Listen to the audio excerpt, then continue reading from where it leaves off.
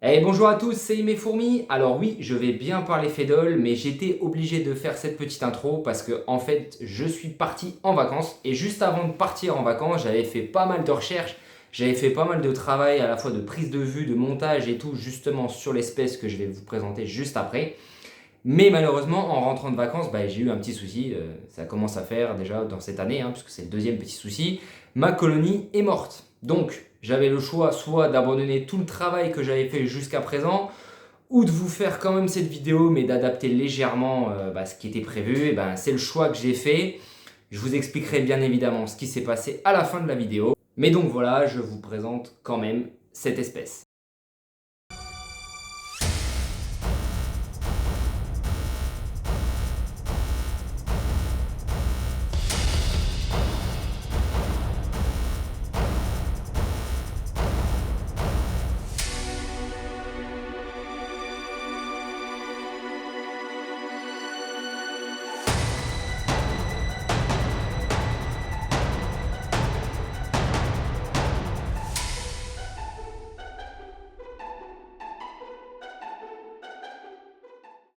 Alors aujourd'hui on va parler d'une espèce impressionnante qui fascine autant qu'elle effraie. On va parler des Phédol pallidula. Cette vidéo sera découpée en 3 parties. Une première partie où je présenterai assez largement l'espèce, une seconde dans laquelle j'évoquerai les difficultés d'élevage de cette fourmi ainsi que mes astuces en termes de matériel pour la contenir, et enfin une troisième partie où je reviendrai sur le destin tragique de cette colonie. Si je devais résumer cette fourmi en 4 points, je dirais que c'est une fourmi agressive, territoriale, au développement rapide et qui s'insinue partout. Phédol pallidula est une espèce bien implantée en Europe, on la retrouve autour du bassin méditerranéen et également sur le pourtour de la mer Noire. Elle apprécie les milieux chauds, secs et ensoleillés, avec une préférence pour un environnement sableux et caillouteux, où elle fera son nid, donc soit directement dans le sol, sous des pierres ou entre des racines. Et sa température de prédilection étant comprise entre 24 et 30 degrés. C'est une fourmi avec des teintes de brun, allant du brun clair jusqu'au brun plus foncé avec des teintes rougeâtres. En plus de la reine et des mâles, on va avoir 2 castes chez cette espèce avec des ouvrières mineures et des ouvrières majeures. Au niveau des tailles, la reine va être comprise entre 7 et 9 mm, les ouvrières mineures entre 2 et 3 mm et les majors entre 4 et 5 mm. C'est donc une espèce particulièrement petite. Toutefois, par rapport à leurs sœurs, les majors, aussi appelés soldats, vont avoir une tête impressionnante et disproportionnée par rapport au reste de leur corps, avec des muscles mandibulaires puissants qui vont occuper une grande partie de leur crâne.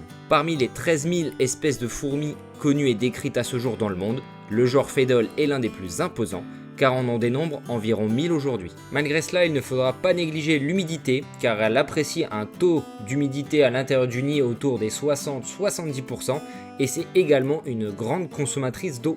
Au global, c'est une espèce avec un niveau d'activité important, car elle réagit rapidement à plusieurs formes de stimulus. Elle intervient vite lorsqu'il s'agit d'exploiter une source de nourriture grâce à sa capacité de recrutement rapide. Elle s'active également lorsqu'elle perçoit des vibrations pour défendre son nid, et elle est active toute l'année car un repos hivernal à 17-18 degrés lui suffit.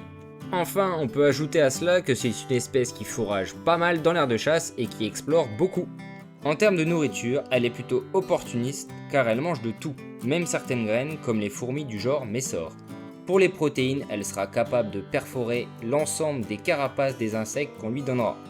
Malgré sa taille, c'est une grande consommatrice de ressources, notamment en période estivale, car elle a besoin de constamment nourrir sa masse de couvain. Et justement, chez Phédol pallidula, il se développe vite, car une fois la colonie lancée et les ressources suffisantes, la reine peut pondre plusieurs dizaines d'œufs par jour en pleine saison. Qui plus est, pour passer de l'œuf à l'ouvrière, il faut compter qu'environ 30 jours pour les ouvrières mineures et 40 jours pour les majors. Ce développement rapide est limité tout de même par une durée de vie assez courte des ouvrières, les mineurs ne vivant que 2 à 6 mois, mais on pourra quand même atteindre des colonies matures allant de 5000 à plus de 20 000 ouvrières. La petite taille de cette espèce représente la plus grande difficulté et fait de Phédol pallidula un véritable enfer pour les éleveurs. Et cela pour plusieurs raisons. Tout d'abord parce qu'elle parvient à passer dans la plupart des interstices, ensuite parce qu'elle est légère et qu'elle arrive bien à grimper les parois lisses, et enfin parce qu'elle se noie facilement dans les liquides et qu'elle s'englue dans l'anti-évasion lorsqu'il est trop concentré. À cela s'ajoute le fait qu'elle est foreuse, ce qui la rend très difficile à contenir et facilite ses évasions. Alors avant de parler du destin tragique de cette colonie, est-ce que c'est une espèce facile d'élevage et conseillée pour les débutants? Bah là la réponse ça va être plutôt non, hein. En tout cas c'est ce qu'on peut notamment trouver un petit peu partout. C'est sûr que c'est une espèce très intéressante pour son côté rouleau compresseur et son comportement particulièrement réactif, mais pour toutes les raisons évoquées précédemment, bah ça va être quand même assez difficile à gérer puisqu'il va falloir gérer les ressources, gérer le développement et aussi avoir et gérer le matériel qui va devoir être un matériel spécifique et adapté à sa capacité d'évasion.